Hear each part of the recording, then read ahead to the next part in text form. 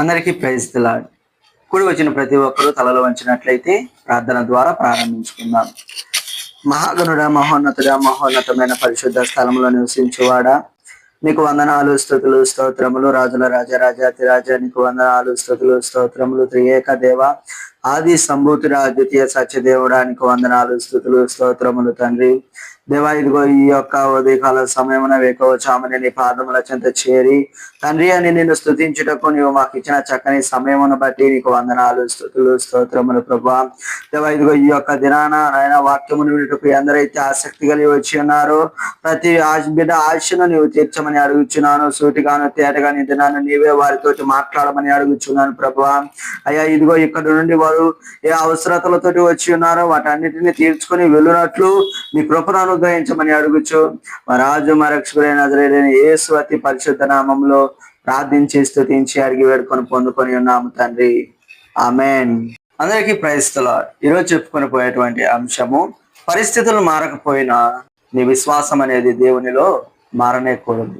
చూడండి, కొన్ని సందర్భాలలో నువ్వు చేయించిన ప్రార్థనకు దేవుని యొద్ద నుండి సమాధానం రాకపోవచ్చు. కొన్ని సందర్భాలలో అనారోగ్య పరిస్థితుల్లో నీవు క్షీణించిపోవచ్చు. నీ కుటుంబ శ్రమల్లో కావచ్చు, కష్టముల్లో కావచ్చు, శోధనల్లో కావచ్చు, ఎటువంటి పరిస్థితులు ఎదుర్కొనొచ్చు ఉన్నప్పుడు నువ్వు దేవునికి మొరపెట్టుకునేటప్పుడు ఒక్కొక్క సమయమున దేవుని వద్ద నుండి నీకు సమాధానం రాకపోవచ్చు. అయితే అలాంటి స్థితిలో నీవు ఉన్నప్పుడు దేవుని నీవు విడిచిపెట్టనేకూడదు.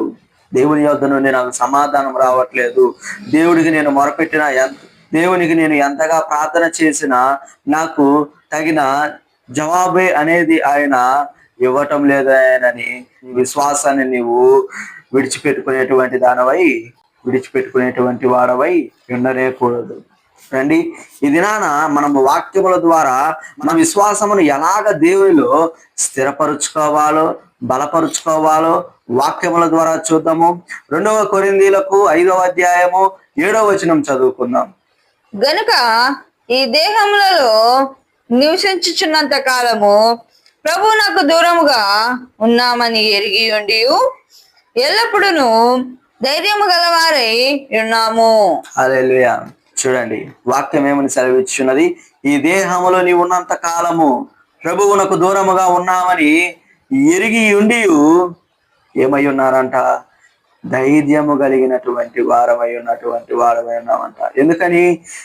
దేహములో ఉన్నంత కాలము నీవును దేవునికి దూరంగా ఉండొచ్చేమో, కానీ ఈ దేహమును విడిచిపెట్టిన తర్వాత నీ ఆత్మ అనేది ఎక్కడ చేరేటువంటిదై ఉన్నది? నీ ఆత్మను ఎవరైతే అనుగ్రహించారో ఆయన యొద్దకు చేరేటువంటిదిగా ఉన్నది. అటువంటి ధైర్యము కలిగినటువంటి వారమై, అటువంటి నిరీక్షణ కలిగినటువంటి వారమై, అలాంటి విశ్వాసము కలిగినటువంటి వారమై ఈ దినాన మనము జీవించున్నటువంటి వారమై ఉన్నాము. కనుక మన విశ్వాసం అనేది ఎన్నడూ కూడా మనము విడిచిపెట్టేటువంటి వారమై ఉండనేకూడదు. రండి, మరొక వాక్యము ద్వారా మనము మన విశ్వాసాన్ని ఎలాగా బలపరుచుకోవాలో చూద్దాము. హెబ్రీయులకు 11వ అధ్యాయము 1వ వచనం చదువుకుందాం. విశ్వాసం అనున్నది నిరీక్షింపబడు వాటి యొక్క నిజ స్వరూపమును అదృశ్యమైన విన్నవనుటకును రుజువునై ఉన్నది.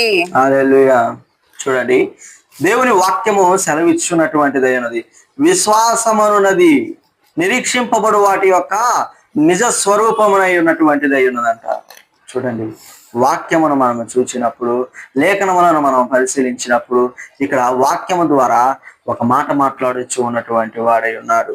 కష్టం వచ్చిందని, శ్రమ వచ్చిందని దేవుని విడిచిపెట్టడం కాదు, కానీ సంతోషంలో ఉన్నప్పుడు నీవు దేవుని యందు ఎంతగైతే విశ్వసిస్తావో, ఆనందంలో ఉన్నప్పుడు నీవు దేవుని ఎంతగైతే నమ్ముతావో అంతకన్నా రెండింతలు నీవు కష్టం వచ్చినప్పుడు, శ్రమ వచ్చినప్పుడు, బాధ వచ్చినప్పుడు దేవుని యందు విశ్వసించగలిగేటువంటి వారవై ఉండాలి, విశ్వసించేటువంటి దానవై ఉండాలి.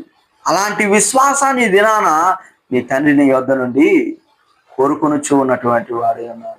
పై వేషధారణ భక్తి చేసేటువంటి వారమై ఉండకుండా, పై వేషధారణతో కూడినటువంటి జీవితమును జీవించేటువంటి వారమై ఉండకుండా స్థిర విశ్వాసమును స్థిర నమ్మకమును కలిగి మనం ఈ దినాన దేవునిలో ఎదిగేటువంటి వారమై ఉండాలి. అందుకని ఇక్కడ భక్తుడు రాయిచున్నాడు, విశ్వాసమనున్నది నిరీక్షింపబడు వాటి యొక్క నిజ స్వరూపమునై ఉన్నది. హల్లెలూయా. రండి మరొక వాక్యమును చూద్దాము. సామెతలు 3వ అధ్యాయము 5-6 వచనాలు చదువుకున్నాం. నీ స్వబుద్ధిని ఆధారము చేసుకొనక నీ పూర్ణ హృదయముతో యెహోవా యందు నమ్మిక ఉంచుము. నీ ప్రవర్తన అంతటి యందు ఆయన అధికారమునకు ఒప్పుకొనుము. అప్పుడు ఆయన నీ త్రోవలను సరళము చేయును. హల్లెలూయా. చూడండి, దేవుని తెలియజేయించినటువంటి వాడై ఉన్నాడు. నీ స్వబుద్ధిని ఆధారం చేసుకోక, ఇది నాన్న నీవు దేనిని ఆధారం చేసుకొని బ్రతుకుతున్నావు? నాకు మించినటువంటి జ్ఞానం ఈ లోకంలో ఎవరికి లేదులే అని అతిశయించుచున్నటువంటి వాడవై ఉన్నావేమో. నాకున్నంత స్త్రీ సంపదలు ఈ లోకంలో ఎవరికి లేవులే అని గర్వించుచున్నటువంటి వాడవై ఉన్నావేమో. లేఖనములు ఇక్కడ స్పష్టంగా తెలియచేయుచున్నటువంటివై ఉన్నది. నీ స్వబుద్ధిని నీవు ఆధారం చేసుకొని బ్రతికేటువంటి వాడవై ఉండకుండా నీ ప్రవర్తన అంతటిని ఎవరి అధికారమునకు అప్పజెప్పాలి?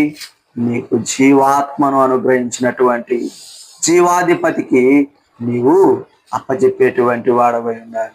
అప్పుడు ఆయన నీ మార్గములను సరళం చేసేటువంటి వాడై ఉంటాడు, నీ త్రోవలను చక్కపరిచేటువంటి వాడై ఉంటాడు. హల్లెలూయా. ఇది నాన్న విశ్వాసం అన్నది ఎలాగ ఉండాలో మనము రండి మరొక వాక్యమును చూద్దాం.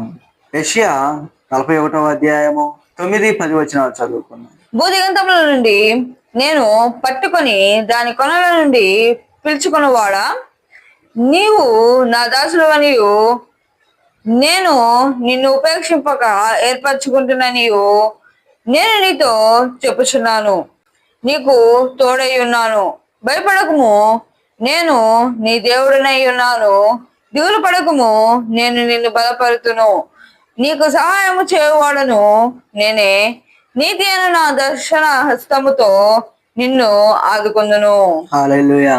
చూడండి, వాక్యమును మనం చూసినప్పుడు, వాక్యమును మనం పరిశీలించినప్పుడు దేవాది దేవుడు ఈ దినాన నీతోటి మాట్లాడుచున్నటువంటి వాడై ఉన్నాడు. ఆయన నిన్ను ఎక్కడ నుండి పిలుచుకునేటువంటి వాడై ఉన్నాడు?